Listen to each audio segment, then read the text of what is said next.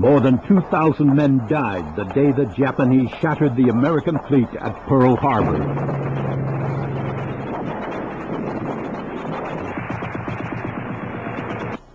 Altogether, there were 4,000 casualties in less than 90 minutes.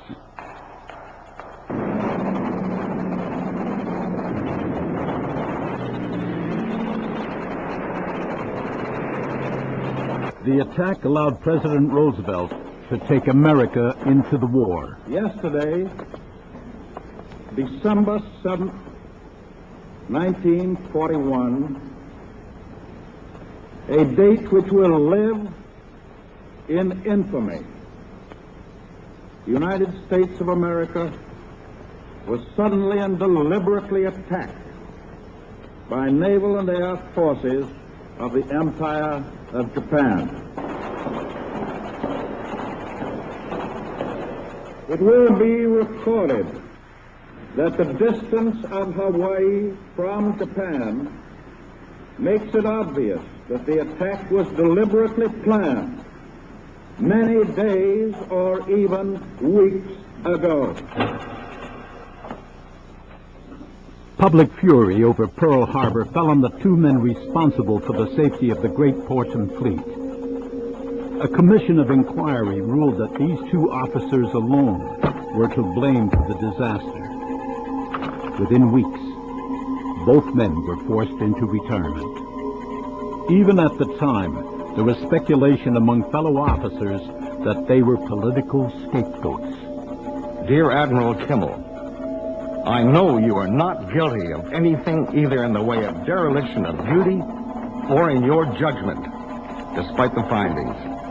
I have always felt that the entire blame for this whole affair lies right here in Washington, but they have to find a scapegoat. And the mantle falls on you.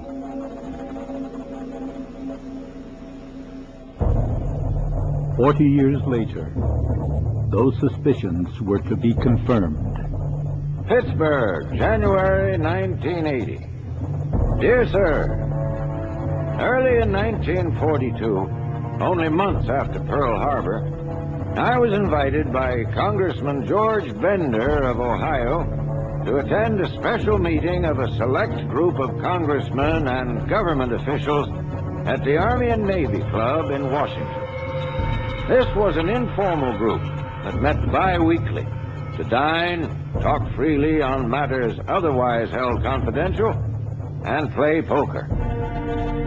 One of the group's members was the head of the FBI, J. Edgar Hoover, who said that from early fall 1941 until a few days before the Japanese attack, they had had warnings that it was coming. Much more important, President Roosevelt had had warnings during all of that time from a number of sources, but he was very sure they were not passed on to General Marshall, nor General Short, nor Admiral Kimmel, the commanders in the Pacific. Hoover said the president told him not to mention to anyone any of this information, but leave it to be handled in his own judgment. Yours faithfully, Carlton G. Ketchum, U.S. Army Air Force, retired. New evidence now suggests that the Americans and the British knew a great deal more about the coming attack than has ever been officially admitted.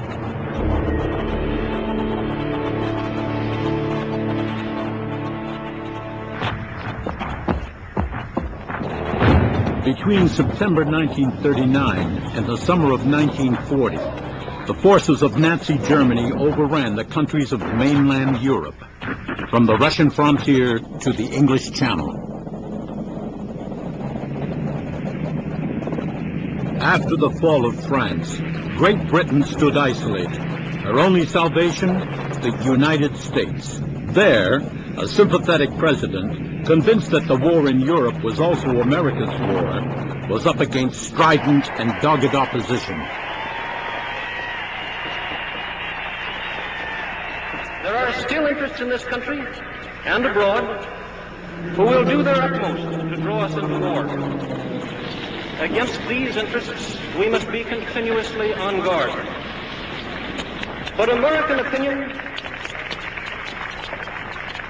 American opinion is now definitely and overwhelmingly against our involvement. If we desire to keep America out of war, we must take the lead in offering a plan for peace. That plan should be based upon the welfare of America. It should be backed by an impregnable system of defense. It should incorporate terms of mutual advantage. But it should not involve the internal affairs of Europe. They never were and never will be carried on according to our desires.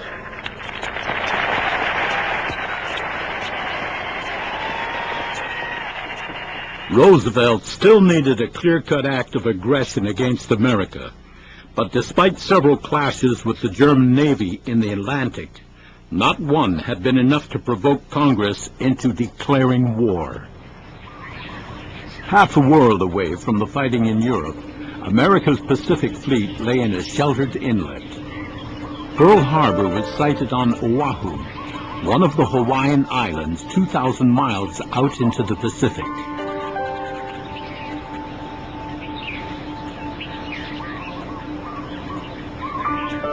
In late 1940, no one could have guessed that within a year, this picturesque place would be the setting for that act of aggression which would take America into the Second World War.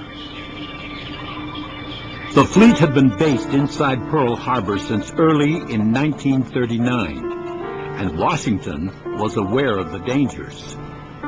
Naval chiefs had pointed out sharply that war in the Pacific could come through a surprise attack on the fleet or the naval base at Pearl Harbor. The commanders had been warned to be ready to meet such an attack, but no one in the Navy could have guessed that such a move was being planned at that very moment. In January 1941, the President chose Rear Admiral Husband E. Kimmel as the new Commander-in-Chief of the Pacific Fleet. To many, the appointment was a total surprise. When Kimmel was appointed as Commander-in-Chief of the Pacific Fleet, he had behind him decades of service in the Navy, with experience in every level of service, cruisers, battleships, destroyers. He was recognized as an expert in gunnery and in fleet maneuvers.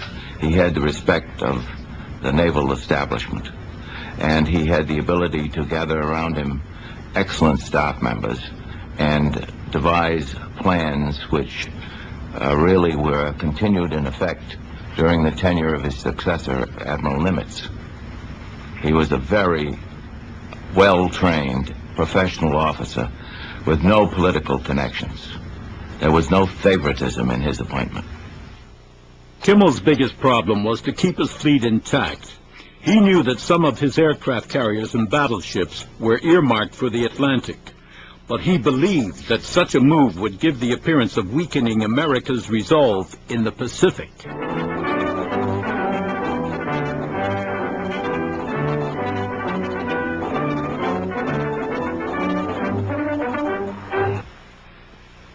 The defense of Pearl Harbor itself was an Army responsibility.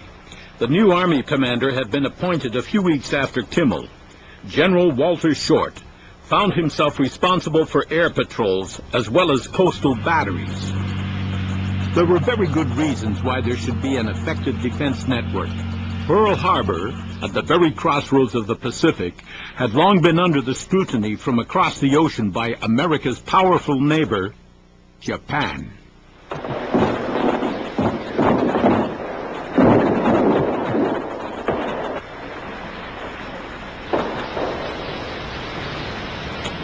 For nearly 8 years, the forces of Japan had been fighting on the Asian mainland. In those years, they had achieved a string of victories in China, following their invasion of Manchuria.